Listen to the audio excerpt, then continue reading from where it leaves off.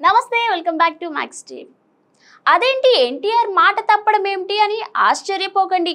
ఈ మాటలు అంటున్నది మేము కాదు, జూనియర్ ఎన్టీఆర్ అభిమాని తల్లి ఒకరు. తాజాగా జూనియర్ ఎన్టీఆర్ అభిమాని తల్లి ఒకరు ఆవేదన వ్యక్తం చేశారు.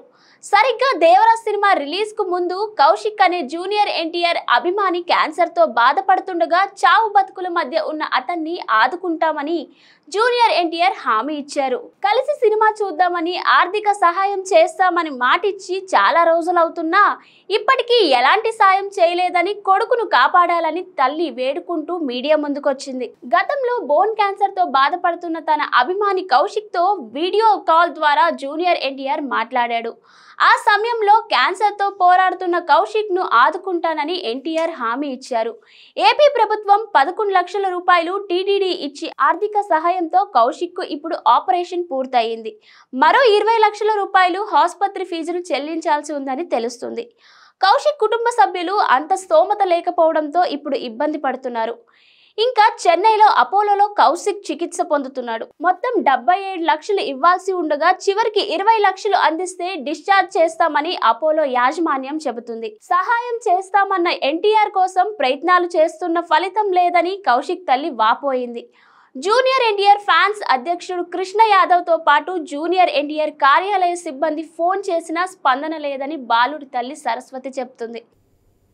ఇంటర్ ఫస్ట్ ఇయర్ నుంచి దీంట్లో అన్ని సాంగ్స్, డైలాగ్స్, స్టోరీసే ఉంటాయన్నమాట.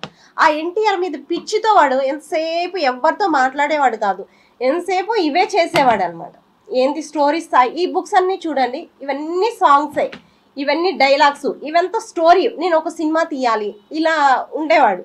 ఇప్పుడు మొన్న చెప్పాడు, ఇప్పటికి నేను హాస్పిటల్లో ఉండలేనమ్మా, ప్లీజ్ నన్ను బయట తీసుకెళ్ళి, నేను డిప్రెషన్లోకి వెళ్ళిపోయాను, నువ్వు ఇంత కష్టపడినాను 2 years నుంచి ఈ కష్టపడినా కాబట్టి నేను చనిపోవాలనిపిస్తుంది, నాకు టాబ్లెట్స్ ఇవ్వు, నేను చనిపోతాను, నేను ఇక్కడే ఉండి నాకు ఏదోలాగా ఉంది అని చెప్తున్నాడు. ప్లీజ్ ఎవరైనా అట్లా హెల్ప్ చేయండి అని, నాకు ఇంత సహాయం చేశారు, ఈ ఒక్క హెల్ప్ చేయండి ప్లీజ్ ప్లీజ్, మేము చేతులెత్తి నమస్కరిస్తున్నాను సార్.